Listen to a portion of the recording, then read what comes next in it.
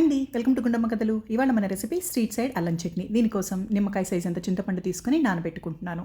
అలానే ప్యాన్లో ఒక 15 నుండి 20 పచ్చిమిర్చి, ఒక 50 గ్రాములు అల్లం అయితే సరిపోతుందండి. దాన్ని చిన్న చిన్న ముక్కలుగా కట్ చేసుకుని సేమ్ ప్యాన్లో ఒక స్పూన్ ఆయిల్ కూడా యాడ్ చేసుకుని ఫ్రై చేసుకుందాం. ఇది మీడియం ఫ్లేమ్లో ఫ్రై చేసుకోవాలి. దీనిలోనే ఒక స్పూన్ మినపప్పును కూడా వేసుకుని మంచి గోల్డెన్ కలర్ వచ్చేంత వరకు ఫ్రై చేసుకుందామండి. ఈ అల్లం చట్నీ దోశలోకి, ఇడ్లీలోకి, అలానే పునుగుల్లోకి కూడా చాలా బాగుంటుంది. ఈ మిశ్రమం చల్లారిన తర్వాత మిక్సీ జార్లో యాడ్ చేసుకుందాం. దీనిలోనే నానబెట్టిన చింతపండును కూడా యాడ్ చేసుకుని హాఫ్ స్పూన్ ఉప్పు సరిపోయిందండి. మీ టేస్ట్కి తగ్గట్టు మీరు ఉప్పుని యాడ్ చేసుకోండి. దీనిలోనే నేను 3 స్పూన్ల వరకు బెల్లంని తురిమి యాడ్ చేసుకొని మిక్సీ పట్టేసుకున్నాను. చూడండి, ఇలా మెత్తగా మిక్సీ పట్టేసుకోవాలి.